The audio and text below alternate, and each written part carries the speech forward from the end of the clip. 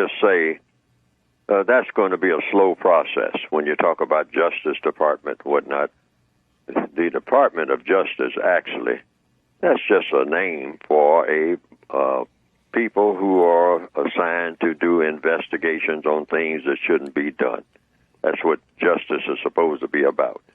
People looking into things that shouldn't be done and trying to get things to be done the way they ought to be done. But everybody should be a Justice Department, meaning people who are fighting for justice, people who are trying to produce justice. That's the term I like to really use. I don't even like the term fighting for justice.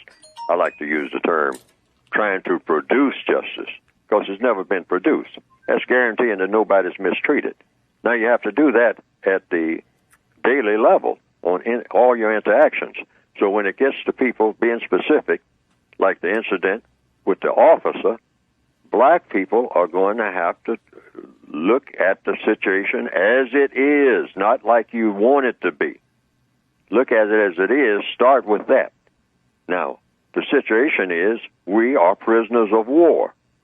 So when a white person with a gun and a badge or any quote-unquote position of what you might call authority, and anytime you see a white person, you're looking at a position of authority in the system of white supremacy, approaches you with a gun and a badge, meaning some type of authorization to approach you legally, then you go into the prisoner of war mode.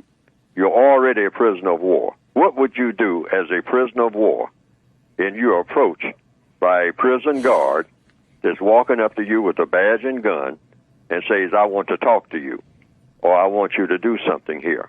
I have something that I want you to do, and I am authorized to approach you in the manner that I'm approaching you.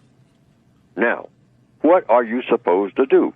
You do as any prisoner of war knows what a prisoner of war does if they want to survive. Do what you are told.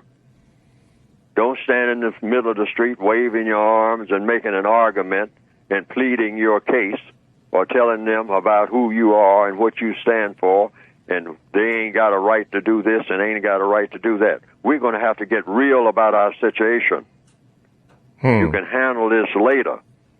This is not a debating team when someone is approaching you with a gun. The guy, yes, I look and see that this person has the means of rendering sudden death within the next 2 seconds. All right? I can be dead. You don't play with that.